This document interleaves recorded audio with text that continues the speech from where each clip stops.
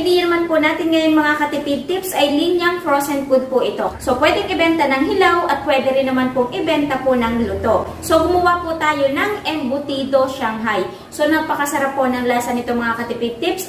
Bagay na bagay po ngayon darating po ang Burr months. So, pwedeng panghandaan at pwede rin po itong pangnegosyo. So, magiging tanong at tipid tips, magkano po ang magiging bentahan po niyan. Kaya panoorin nyo lamang po hanggang dulo. Dahil hindi po mawawala yung pinakang posting po natin. So, kung paano po ito gagawin, tara, umpisahan na po natin. Una po muna natin gagawin sa atin pong embutido Shanghai. Ipo-food processor po muna natin yung atin pong sibuyas, carrots. Sabay-sabayin na po natin kasi kasya naman po dito sa food processor na gagamitin po natin.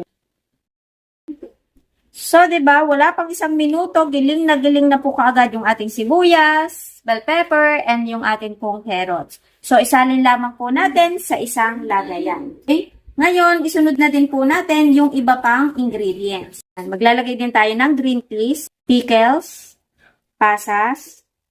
Tapos, sa pampalasa natin, maglalagay tayo ng magic sarap. Kung ano gusto nating ilagay na pampalasa, is pwede po yun. Then, maglalagay din tayo ng iodized salt. Maglagay na din tayo ng 3 to 4 pieces ng itlog. Maglalagay din po tayo dito ng breadcrumbs. Yan, isunod na din po natin itong 2 kilo ng karne. So, kung itatanong nyo kung hinugasan ko to, yes po, hinugasan ko and then pinatiktikan ko na. As in, tiktik na tiktik po ito, wala pong kasamang tubig. Skinless na po ito, pinatanggal ko na para maganda yung quality ng karne po natin. And then, maglalagay din po tayo dito ng 1 teaspoon po ng paminta. Ito, depende ha kung gaano kapuro yung paminta po natin. Haluin na po natin ng mabuti na ilagay na lahat ng ingredients. Kung napansin nyo, inilipat ko siya ng lagayan kasi nahihirapan po ako maghalo doon, punong-puno. Kung gusto ninyo, dito nyo na ilagay yung cheese, yadyarin natin. Pero ang gagawin ko, naggayat na po ako ng haba-haba. Kasi kada isang balot, maglalagay na lamang po ako ng isang haba. Niready ko na yung mga ingredients natin para mabilis yung video, di ba? So, imimix lang natin ng mabuti. Nandito yung sarap ng atin pong embutido Shanghai. So, bago natin makalimutan, maglalagay nga po pala tayo dito ng tomato sauce. Kaya pala nung nagmimix ako, sabi ko, parang may kulang. Tomato sauce nga po pala. So, hindi natin matatawag na embutido kapag wala pong tomato sauce. Diba? Double purpose na to. Kung gusto nyo, pwede na rin itong gawing embutido, diba? Pero yung gagawin natin is embutido Shanghai. Okay. So, ngayon, kapag na-mix nyo na po ito ng ayos, takluban lamang po natin ito ng cling wrap. Okay? And then, ilagay po muna natin sa ating chiller. Balikan po natin after 30 minutes. Mas masarap din po ito kapag nare-rest po natin bago po balutin. Okay, so habang nire-rest po natin yung ating pong embutido, ngayon magawa na din po tayo ng ating sweet and sour sauce na babagay po sa ating pong embutido Shanghai. So, gagamit tayo dyan ng bawang, sibuyas, bell pepper. So, pipinuhin lamang po natin.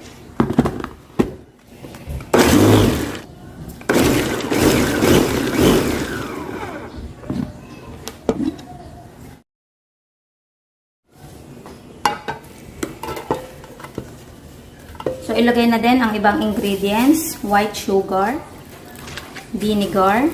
So, dahil naubusan ako ng chili flakes, fresh na chili yung gagamitin po natin. Half teaspoon po ng atsuete powder. Cornstarch. At ngayon, ilagay na din po natin ang tubig. At pwede na po natin buhayin yung ating pong apoy. So, hahaluin lamang po natin to hanggang sa kumulo. So, magbabalik po tayo. Okay, so after 3 to 5 minutes, okay na po itong ating sweet and sour sauce. Then, gagamit po ulit ako ng ganitong roller na pang Shanghai. Kasi kapag ganito, mas mabilis yung trabaho and then pantay-pantay yung laki. Sa pangsil po natin, gagamit tayo ng brush na merong tubig na merong harina. At medium size yung gagamitin po nating size. Lalagay tayo dito ng cheese. So, daily queso yung ginamit nating brand and then ginayat ko lamang po yan ng maninipis. I-start na po tayo ng atin pong pagbabalot. Lalagyan ko lang siya ng salalayan. lagay ang pangbalot. Yung sukat na ilalagay po natin ay 1 tablespoon. Tumitimbang po ito ng 16 grams. Then ipapahaba lang natin yan. Tapos maglalagay tayo ng isang cheese. Itutupi lang bawat tabi. Babasain po natin. Diba? So babalutin ko lamang po ito lahat and then magbabalik po tayo.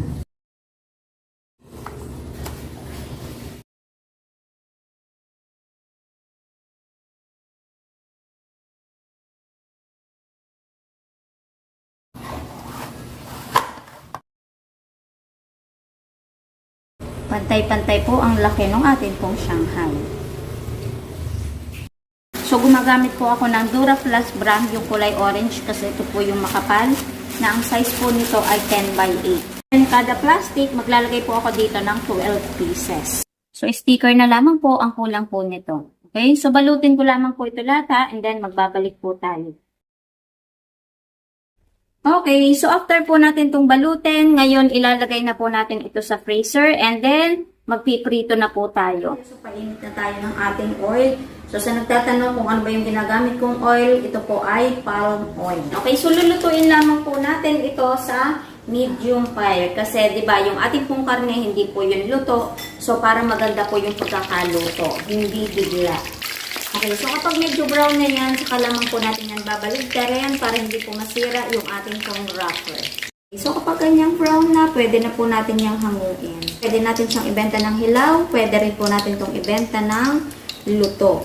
Mamaya, malalaman nyo sa costing kung magkano yung pwede po nating bentahan dito. Halimbawa, medyo may butas dito, nagkaroon ng butas sa dulo yung ating pong wrapper. Hindi rin po lalabas yung pinakang palaman po natin kasi ganun ka-firm yung mixture ng ating pong embutido Shanghai. Hindi lalabas yung ating cheese. Okay, so ito na po yung pinirito po natin at yung ginawa po natin sweet and sour sauce. Ito naman po yung nirepack na natin. So kung itatanong nyo naman po yung pinakang shelf life, after 1 month lang siya kasi hilaw yung pinakang meat po natin para nandun pa rin talaga yung quality ng karne po natin. Pero ito hindi po aabot sa amin ng 1 month. Ay pinakamatagal na po yung 1 linggo. Kasi iniiwasan ko talaga yung matagal bang pagka-stock ng ating pong mga karne. Kaya yung mabilisang mauubos kaagad yung akin pong tinitimpla o yung ini-stock sa ref. Okay, so meron na po akong biniyak dito para makita yung loob and then pinicturan ko din po ito. Okay. Hindi ko alam kung mapapansin nyo yung cheese nagme-melt. Tapos yung ginawa nating sweet and sour sauce. So itong embutido Shanghai po natin, amoy pa lamang talagang masasabi natin na embutido yung niluluto po natin. Talagang amoy na amoy po yun. At nung tinikman na po natin yon, talagang malalasa po natin yung embutido dito. So, amoy na, lasa pa. And then, hindi po natin ito masasabi na tinipid po natin yung mga ingredients kasi kitang-kita sa loob. Yung pasas, yung green peas, carrots, and then, yung inilagay po nating cheese. So, nagdadalawang isip ako dito kung yayadyarin ko na ba, isasama ko sa pinakang mixture ng embutido. Pero sabi ko, kapag ganun, baka hindi mapansin na merong cheese. Kaya ang ginawa ko, in-slice ko na lang siya ng maninipis and then isinama ko. Yung kada kagat, merong cheese. Yung pinakang lasa po nito, saktong-sakto. So, medyo may tamis-tamis siya ng kaunti kasi gawa nung atin pong pickles and then nung atin pong pasas. Balanse yung pinakang lasa. Okay, so bagong flavor po ito nung ating Shanghai. So, bagay na bagay po. Ngayon darating po ang Burr months, mga handaan, di ba? Nandiyan pa yung mga ambag-ambaga ng mga handa. So, ito, may re-recommend ko din po sa inyo kasi ang sarap po ng lasa po nito. Alam mo yung lasang parang Pasko na. Ganun yung atake nito. So, ngayon, ang magiging tanong, tipid tips, magkano po ang magiging bentahan po niyan? So, ngayon, bigyan ko na po kayo ng idea ng pinakang costing po natin dito.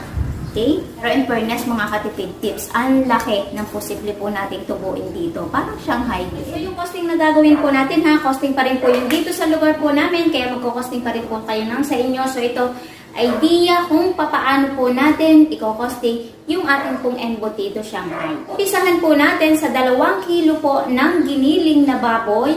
So, medyo pricey po ngayon kasi ang 1 kilo nagkakahalaga po ng 340. So, yung 2 kilo is 680. And bell pepper, 24 pesos. Carrot, 60 pesos. Sibuyas, 20 pesos. Green peas, 15 pesos. So, sa breadcrumbs po natin, 29 pesos. Okay, so naglagay tayo dito ng tatlong itlog. Pero sabihin na po natin na 40 pesos. Kasi kung 4 na piraso po, yung ilalagay po natin. Pickles, 10 pesos. Pasas, 16 pesos. Bali, ang 1/4 kilo na pagkakabili po sa pasas ay 40 pesos. So, sa tomato sauce po natin, 44 pesos. Okay, cheese po natin, 80 pesos. Bali, halos 3/4 po ng isang box yung nagamit po natin. And then, sa wrapper po natin, 180 pesos. Bali, 5 balot na medium and then may labis po na 4 pieces. Pampalasa po natin yung asin, paminta at magic sarap. So, sabihin na lamang po natin na 10 pesos. Kaya ang total po ay 1,208 pesos. Pa-plus pa po tayo doon ng other expenses po natin. So, sabihin na po natin na 150 pesos para sa labor po natin, nung binalot po natin, and then ipiprito po natin, at sa gas po natin. Kaya ang total po lahat ay 1,358. Ngayon, i-divide po natin sa 204 pieces na nagawa po natin. At ang kakalabasan po nun, 6.65 po yung pinakang puhunan po natin kada isang piraso. Okay, pero magpa-plus pa po tayo doon ng sauce na gagamitin po natin. At mababa lamang naman din po yung pinakang puhunan po dito. Mag-plus po tayo ng 3.35 po para sa rado pong 10 pesos para sa sauce at sa packaging na gagamitin po natin dito. Yan, kaya ang total po ng isang piraso po ay 10 pesos. So, ito pwede po nating ibenta ng 12 to 15 pesos pero ako tutuusin ko po sa 15 pesos. Kung meron tayong pag-a-adjustan ng pinakang presyo po natin para hindi pa bago-bago kumbaga. So, kapag minus po natin yung pinakang puhunan, so tutubo po tayo ng 5 pesos po kada isang piraso. So, kapag itinimes po natin yun sa 204 pieces na nagawa po natin, so posible po tayong tumubo ng 1,020 dito sa ginawa po natin. So, kung itatanong nyo naman po kung magkano po ang bentahan po ng isang Shanghai kapag hindi luto, ito pwede natin siyang ibenta ng 150 pesos. So, ito po ay 12 pieces. So, meron po silang free na 2 piraso. Pwede rin po tayong magsama doon ng sauce. Meron na din po tayo doon tutubuin. So, sana bago po ulit nagtapos yung video po natin, meron po ulit ako naibigay na magandang negosyo idea po sa inyo. Kahit tayo po ay nasa bahay po lamang at ngayong malapit na po ang Burr months. So, kita-kits na lamang po ulit sa ating mga next video. Bye-bye!